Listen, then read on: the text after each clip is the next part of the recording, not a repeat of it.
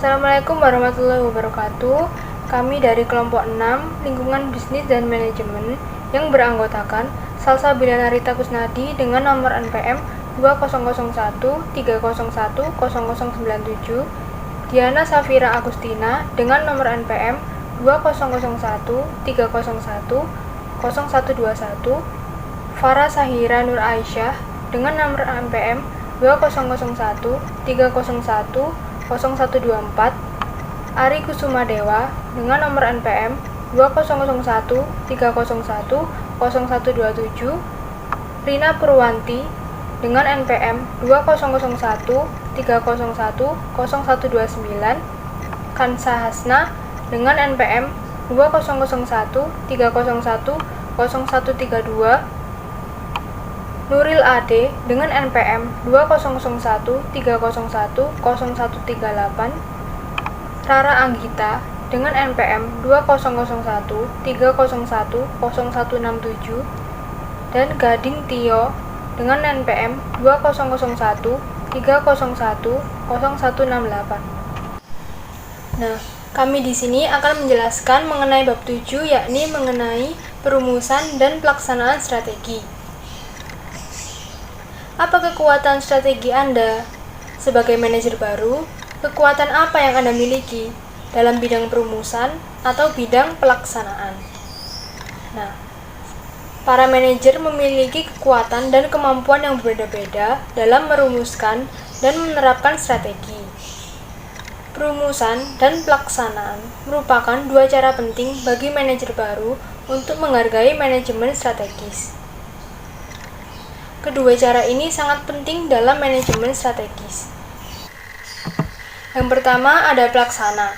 Pelaksana ini bekerja di dalam situasi dan memperbaiki agar efisien dan andal. Lalu pelaksana ini juga banyak bekerja di bidang peningkatan dan pelaksanaan strategi. Lalu juga ada perumus.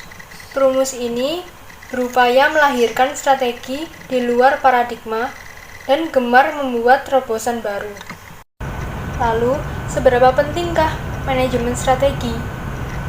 Manajemen strategi menentukan perusahaan mana yang sukses dan perusahaan mana yang berjuang keras.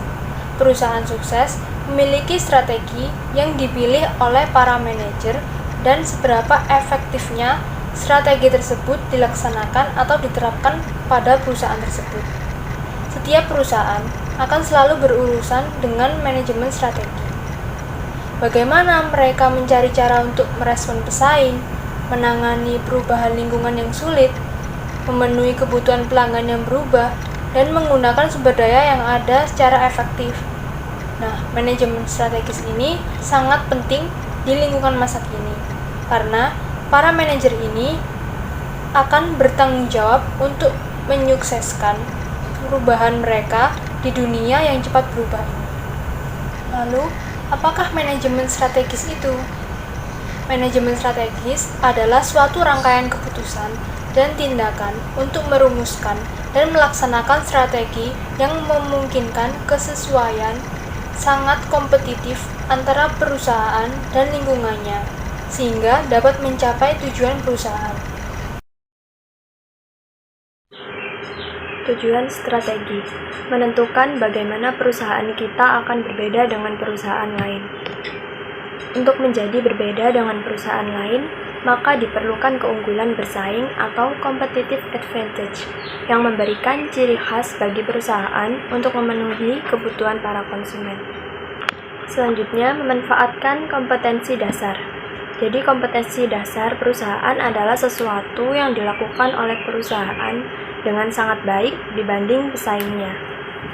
Kompetensi dasar inilah yang merupakan keunggulan bersaing karena perusahaan memiliki keahlian yang tidak dimiliki oleh pesaingnya. Membangun sinergi. Sinergi merupakan kondisi yang timbul ketika bagian-bagian perusahaan berinteraksi untuk menghasilkan dampak bersama yang lebih besar daripada jumlah semua bagian yang bertindak sendiri. Selanjutnya, memberikan nilai. Nilai merupakan gabungan keuntungan yang diperoleh dan biaya yang dikeluarkan. Para manajer membantu perusahaan untuk memberikan nilai dengan menyusun strategi yang memanfaatkan kompetensi dasar dan mencapai sinergi. Selanjutnya adalah tingkatan dari strategi. Aspek lain dari manajemen strategis berkaitan dengan tingkat perusahaan yang menjadi sasaran strategi. Para manajer strategis biasanya berpikir dalam kerangka 3 tingkatan strategi. Selanjutnya yaitu strategi tingkat perusahaan. Apakah itu strategi tingkat perusahaan? Strategi tingkat perusahaan yaitu strategi yang berkaitan secara keseluruhan dan gabungan unit bisnis dan lini produk yang menyusun perusahaan. Selanjutnya yaitu strategi tingkat usaha. Strategi tingkat usaha adalah tingkat strategi yang berkaitan dengan unit bisnis atau lini produk perusahaan. Strategi tingkat fungsi. Strategi tingkat fungsi yaitu tingkat strategi yang berhubungan dengan departemen-departemen fungsional utama di unit usaha. Proses manajemen strategi. Secara garis besar, proses ini berupa perencanaan dan pengambilan keputusan untuk mencapai tujuan perusahaan. Tahapan-tahapan dalam manajemen strategi ada 5. Yang pertama, mengevaluasi strategi yang ada. Yang kedua, memindai lingkungan eksternal dan internal. Yang ketiga, mengenali faktor-faktor strategi. Yang keempat, merumuskan strategi baru. Dan yang terakhir yaitu menerapkan strategi baru. Apa sih perbedaan perumusan dan pelaksanaan strategi? Perumusan sendiri berarti mengevaluasi masalah di lingkup internal dan eksternal perusahaan. Berbalikan dengan perumusan, pelaksanaan sendiri berarti penggunaan sarana manajerial dan organisasional untuk mengarahkan berbagai sumber daya. Selanjutnya yaitu analisis SWOT. Analisis SWOT sendiri itu apa sih artinya? Analisis SWOT sendiri berarti analisis upaya untuk mengenali kebutuhan, kelemahan, peluang, dan ancaman yang menentukan kinerja perusahaan. Informasi eksternal termasuk pelanggan, dokumen pemerintah, jurnal profesi, rekan, pemasok, dan lain-lain. Sedangkan informasi internal termasuk laporan anggaran, rasio keuangan, laporan laba rugi, dan survei terhadap sikap dan kepuasan pegawai. Untuk kekuatan dan kelemahan internal, kekuatannya yaitu karakter internal positif yang dimanfaatkan untuk mencapai tujuan kinerja strategis, sedangkan kelemahannya yaitu karakteristik internal yang menghambat atau membatasi kinerja perusahaan. Sedangkan untuk kekuatan dan ancaman eksternal, untuk kekuatannya sendiri yaitu karakteristik lingkungan eksternal yang berpotensi membantu kinerja perusahaan, sedangkan ancaman yaitu karakteristik lingkungan eksternal yang menghambat. Merumuskan strategi tingkat perusahaan. Yang pertama ada strategi portofolio, kombinasi divisi dan lini produk yang digabungkan secara logis untuk memberikan sinergi dan keunggulan kompetitif bagi perusahaan. Cara untuk memahami strategi portofolio yaitu dengan menggunakan matriks BCG. Matriks BCG merupakan konsep yang digagas oleh Boston Consulting Group untuk mengevaluasi dimensi tingkat pertumbuhan usaha dari pangsa pasar dari unit-unit usaha strategis.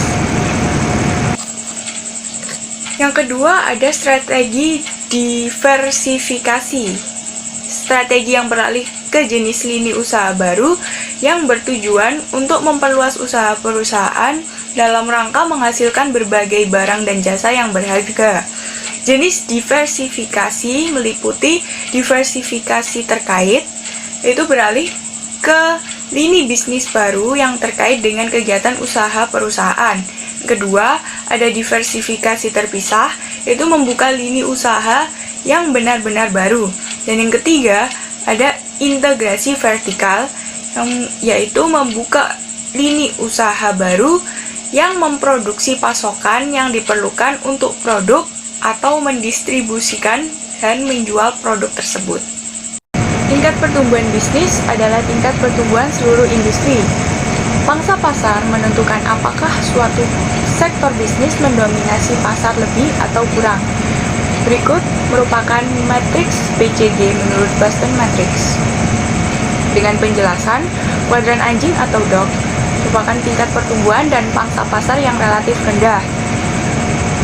Kemudian ada kuadran sapi perah atau cash cow dengan pangsa pasar tinggi dan tingkat pertumbuhan rendah. Kemudian ada kuadran bintang atau stars, yaitu tingkat pertumbuhan dan pangsa pasarnya relatif tinggi. Lalu ada kuadran tanda tanya atau question marks, memiliki pangsa pasar yang rendah dan tingkat pertumbuhan yang tinggi.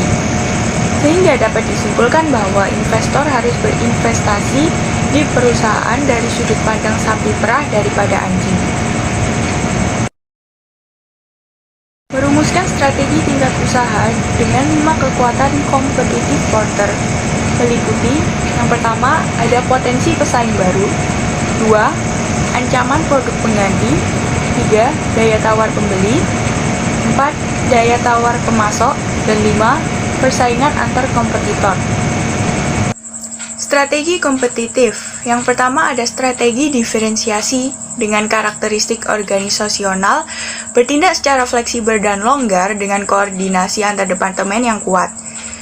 Kemudian kemampuan imbalan dasar yang kuat, bakat kreatif berpikir di luar otak, keahlian pemasaran yang kuat, memberi imbalan untuk inovasi pegawai, serta reputasi perusahaan di bidang kualitas dan keunggulan teknologi.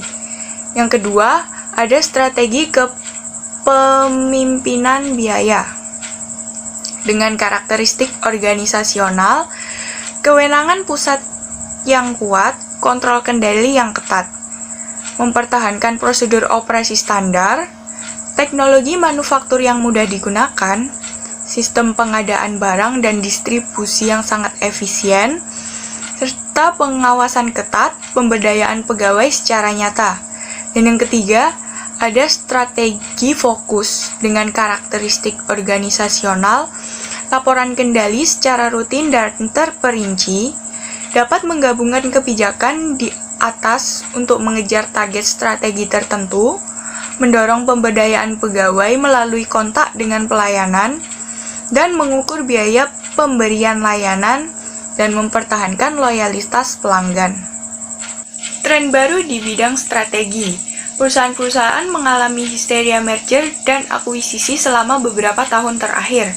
Beberapa perusahaan masih berupaya untuk memperoleh atau mempertahankan keunggulan bersaing dengan cara menambah kemampuan baru lewat merger dan akuisisi. Namun, dewasa ini, pergeseran nyata yang terjadi cenderung ke arah peningkatan kemampuan perusahaan sebagai metode utama pertumbuhan dan inovasi. Tren terkini lain adalah penggunaan kemitraan strategis sebagai alternatif bagi merger dan akuisisi. Inovasi dari dalam. Pendekatan strategis disebut dengan kemampuan dinamis. Berarti bahwa manajer berfokus untuk melakukan lebih banyak upaya peningkatan dan pengembangan dengan memanfaatkan aset, kemampuan, dan kompetensi yang sudah dimiliki perusahaan guna memperoleh kualitas yang terjaga. Selanjutnya, kemitraan strategis. Kerjasama dengan perusahaan lain maupun pesaing merupakan unsur penting dari cara perusahaan sukses memasuki bidang usaha baru yang didukung dengan adanya internet. Strategi global. Banyak perusahaan yang beroperasi secara global dan menggunakan strategi lain sebagai fokus usahanya. Yang pertama, strategi global. Memandang dunia sebagai pasar global tunggal, melakukan standarisasi produk atau strategi pengiklanan global. Yang kedua, strategi ekspor, berorientasi domestik dan mengekspor sejumlah kecil produk domestik ke negara-negara tertentu. Yang ketiga, strategi transnasional, bertujuan menyeimbangkan efisiensi global dan daya respon lokal, menggabungkan standarisasi dan penyesuaian produk atau strategi pengiklanan. Dan yang keempat, strategi multidomestik, menangani pasar di setiap negara secara terpisah, menyesuaikan produk atau pengiklanan dengan selera dan kebutuhan lokal. Globalisasi. Dasar strategi globalisasi adalah anggapan pasar global tunggal untuk produk konsumen dan industri. Strategi ini menandakan bahwa desain produk dan strategi pengiklanan di seluruh dunia dilakukan secara terstandarisasi. Strategi multidomestik. Strategi multidomestik memiliki arti bahwa persaingan setiap negara ditangani secara terpisah oleh negara lain. Oleh karena itu, perusahaan multinasional hadir di banyak negara, namun mendorong agar pemasaran, pengiklanan, dan desain produk disesuaikan dengan kebutuhan setiap negara. Yang ketiga ada strategi transnasional. Strategi transnasional bertujuan mencapai integrasi global sekaligus daya respon nasional. Tips penerapan strategi secara efektif. Yang pertama, membangun komitmen terhadap strategi. Dan yang kedua, menyusun rencana penerapan yang jelas. Yang ketiga, memperhatikan budaya. Yang keempat, memanfaatkan pengetahuan dan keahlian pegawai. Dan yang terakhir, komunikasi. Beberapa hal yang harus diperhatikan dalam menerapkan strategi, antara lain, yang pertama, kepemimpinan. Para pemimpin menggunakan persuasi, motivasi, dan pendekatan nilai-nilai budaya untuk mendukung strategi baru. Yang kedua, rancangan struktural. Hal ini berkaitan dengan manajer, tingkat kewenangan mereka, serta konsolidasi dari beberapa fasilitas, departemen, dan divisi. Yang ketiga, sistem informasi dan kendali. Hal ini mencakup imbalan gaji, anggaran untuk alokasi sumber daya, sistem teknologi informasi, peraturan, kebijakan, dan prosedur perusahaan. Yang keempat, ada sumber daya manusia. Hal ini berkaitan dengan kepegawaian. Selanjutnya, poin-poin penting manajer. Yang pertama, manajemen strategis diawali dengan evaluasi terhadap misi, tujuan, dan strategi perusahaan saat ini. Kemudian diikuti dengan analisis situasi atau SWOT. Selanjutnya, perumusan strategi berlangsung di 3 tingkat, yaitu perusahaan, usaha, dan unit. Yang ketiga, penerapan merupakan bagian yang terpenting dan tersulit dari penerapan strategi. Kerangka strategi perusahaan mencakup portofolio, matriks, BCG, dan diversifikasi. Banyak perusahaan melakukan juga strategi global terpisah. Pendekatan baru terhadap pemikiran strategis lebih menekankan inovasi dari dalam dan kemitraan. Di sini kami juga akan menjelaskan mengenai bab 8, yakni mengenai pengambilan keputusan dalam manajemen. Bagaimana Anda mengambil keputusan? Sebagian besar dari kita membuat keputusan secara otomatis tanpa menyadari bahwa orang-orang memiliki perilaku yang berbeda-beda dalam mengambil keputusan. Nah, seorang manajer baru biasanya menerapkan perilaku yang berbeda-beda dalam mengambil keputusan dibandingkan dengan eksekutif berpengalaman. Perilaku seorang CEO yang sukses dalam mengambil keputusan mungkin hampir bertentangan dengan seorang supervisor tingkat pertama. Perbedaan ini sebagian besar karena jenis-jenis keputusannya dan sebagian lagi karena mengenali apa yang sesuai dan apa yang tidak sesuai pada tahap tingkatannya. Nah, selanjutnya ada jenis-jenis keputusan. Keputusan merupakan pilihan yang dibuat dari alternatif-alternatif yang ada. Nah, keputusan ini memiliki 2 jenis, yakni keputusan yang terprogram dan keputusan yang tidak terprogram. Keputusan yang terprogram, yakni keputusan yang ketika berada dalam situasi yang telah sering muncul, hingga aturan-aturan dalam mengambil keputusan bisa dibuat dan bisa diterapkan. Lain halnya dengan keputusan tidak terprogram, yakni keputusan yang diambil untuk menjawab situasi yang unik, sulit dikenali, dan sangat tidak terstruktur, serta membawa konsekuensi penting bagi organisasi. Menghadapi kejelasan dan ketidakjelasan. Dalam kejelasan dan ketidakjelasan ini harus ditangani oleh manajer yang mengambil keputusan. Dalam hal ini terdapat 4 jenis. Yang pertama yakni kejelasan. Semua informasi yang diperlukan oleh pihak pengambil keputusan telah tersedia secara menyeluruh. Yang kedua, resiko. Bahwa setiap keputusan harus memiliki tujuan yang jelas dan informasi yang baik selalu tersedia, tetapi hasilnya di masa depan yang berhubungan dengan alternatif masih belum pasti. Yang ketiga, ketidakjelasan. Bahwa manajer mengetahui tujuan mana yang ingin dicapainya, tetapi informasi tentang alternatif dari peristiwa di masa depan tidaklah lengkap. Faktor yang mempengaruhi keputusan adalah masalah harga, biaya produksi, volume, suku bunga di masa yang akan datang. Lalu yang keempat ada ambiguitas. Ambiguitas adalah situasi paling sulit dari keputusan. Tujuan-tujuan yang akan dicapai atau permasalahan-permasalahan yang hendak dipecahkan tidaklah jelas. Situasi yang benar-benar ambigu dapat menciptakan keputusan yang gagal. Model pengambilan keputusan. Tiga jenis pendekatan yang digunakan adalah model klasik, model administratif, atau model politis. Model yang ideal dan rasional. Yang pertama, model klasik atau classical mode. Pengambilan keputusan secara logis didasarkan pada asumsi dari manajer dalam kepentingan ekonomi perusahaan. Model ini dianggap normatif atau menentukan bagaimana seseorang mengambil keputusan dan memberikan pedoman bagi organisasi. Selanjutnya, bagaimanakah sebenarnya manajer mengambil keputusan? Kedua, model administratif atau administrative model menggambarkan bagaimana manajer membuat keputusan dalam situasi yang dicirikan ketidakpastian, ambiguitas, dan tidak terprogram. Bersifat deskriptif atau pendekatan yang menggambarkan bagaimana manajer mengambil keputusan daripada membuat keputusan berdasar teoritis ideal. Rasionalitas yang terbatas dan pemuasan. Dalam dua peran model ini, rasionalitas yang terbatas dimaksud manusia memiliki waktu dan kemampuan kognitif untuk memproses informasi dalam jumlah yang terbatas. Sedangkan pemuasan adalah pengambilan keputusan yang memilih alternatif solusi pertama yang memuaskan kriteria minimal dalam membuat keputusan. Intuisi aspek lain dalam model ini yaitu pemahaman yang cepat terhadap situasi genting berdasar pengalaman masa lalu tanpa pemikiran yang sadar.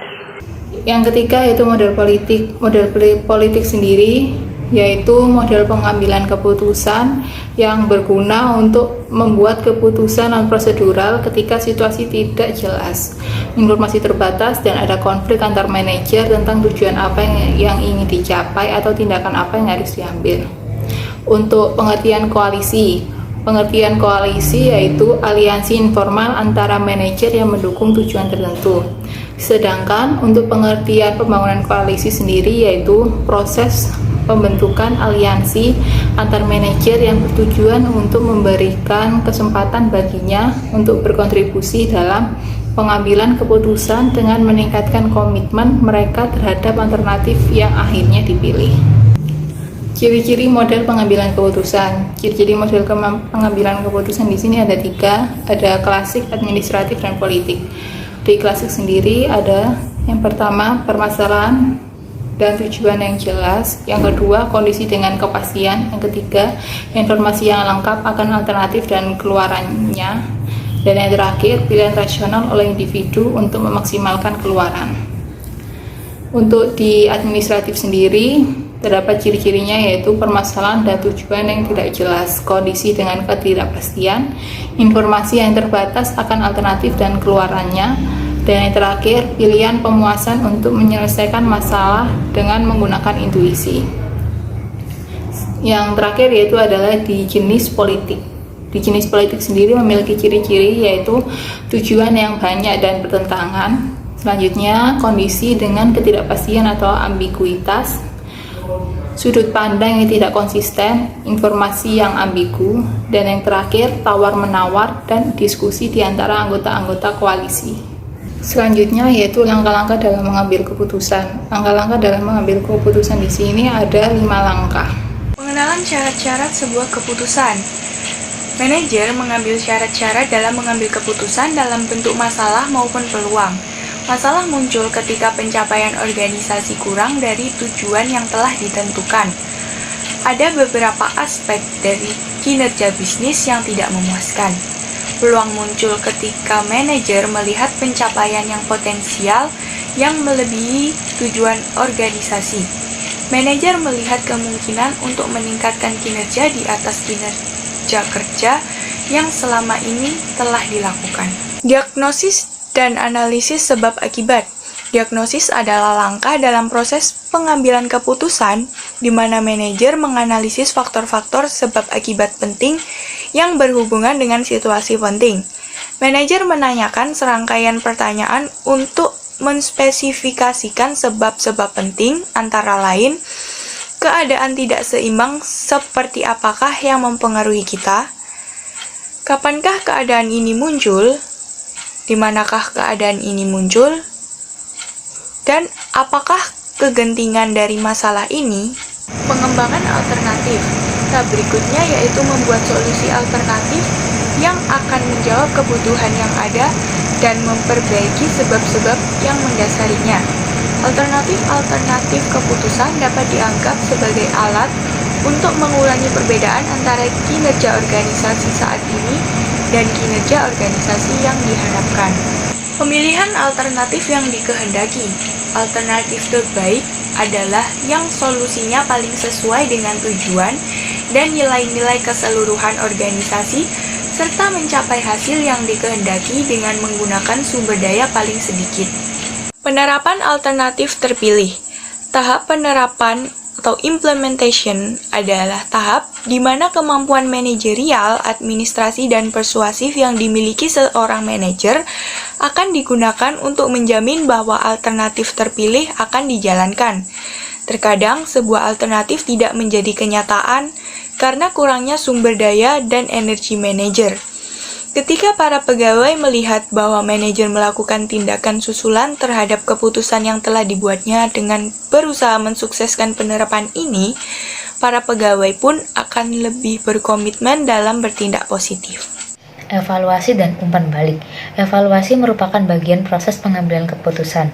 Para pengambil keputusan akan mendapatkan informasi tentang seberapa baiknya mereka menerapkan keputusan yang telah mereka ambil. Sedangkan umpan balik merupakan hal penting karena pengambilan keputusan adalah proses yang berkelanjutan dan tidak pernah berakhir. Mengapa manajer mengambil keputusan yang salah? Keputusan yang tidak tepat biasanya disebabkan oleh beberapa hal. Yang pertama, terpengaruh oleh kesan pertama. Sedangkan yang kedua, membenarkan keputusan-keputusan yang lalu. Dan yang ketiga, melihat apa yang ingin dilihat. Manajemen berdasarkan bukti. Pengambilan keputusan berdasarkan bukti merupakan sebuah komitmen untuk membuat keputusan yang lebih cerdas dan pasti. Berikut merupakan beberapa ide menerapkan pengambilan keputusan berdasarkan bukti. Yang pertama, meminta bukti. Yang kedua, mempraktikkan 5 mengapa. Yang ketiga, melakukan tinjauan setelah suatu peristiwa terjadi.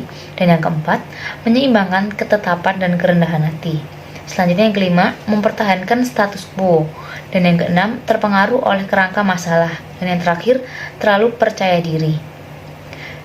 Selanjutnya, pengambilan keputusan kelompok yang inovatif. Yang pertama ada curah pikiran atau brainstorming, yang mengharuskan sekelompok orang dalam suatu forum menyampaikan pendapat dengan cakupan luas untuk mengambil keputusan. Yang kedua, perdebatan sengit. Perdebatan sengit dapat membantu dalam memfokuskan masalah, menciptakan alternatif sehingga dapat meningkatkan kualitas keputusan. Yang ketiga, hindari groupthink. Groupthink yaitu kecenderungan anggota untuk tidak menyampaikan opininya karena lebih mementingkan persatuan. Dan yang terakhir atau yang keempat, tahu kapan akan gugur. Kita harus paham apakah proyek akan dikerjakan, akan menguntungkan atau tidak. Jika tidak, sebaiknya tidak dilanjutkan. Sekian dari presentasi kami. Mohon maaf jika ada salah kata atau penjelasan yang kurang jelas. Wassalamualaikum warahmatullahi wabarakatuh.